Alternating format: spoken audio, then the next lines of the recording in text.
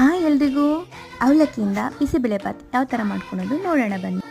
First ತೊಗರಿಬೇಳೆನ ಚೆನ್ನಾಗಿ ತೊಳ್ಕೊಂಡು ಅದಕ್ಕೆ ವೆಜ್ಜಸ್ ಎಲ್ಲ ಆ್ಯಡ್ ಮಾಡಿ ಒಂದು ಸ್ವಲ್ಪ ನೀರು ಹಾಕಿ 3 ವಿಸಿಲ್ ಬರ್ಸ್ಕೋಬೇಕು.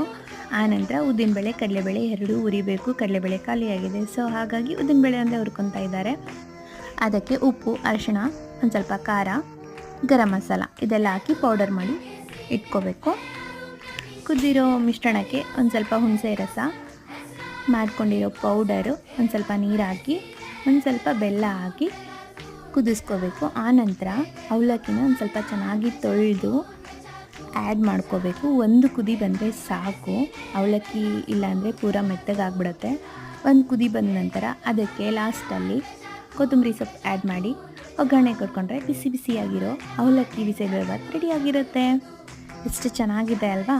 ಟ್ರೈ ಮಾಡಿಲ್ಲ ಅಂದರೆ ಒಂದು ಸತಿ ಟ್ರೈ ಮಾಡಿ. Please subscribe.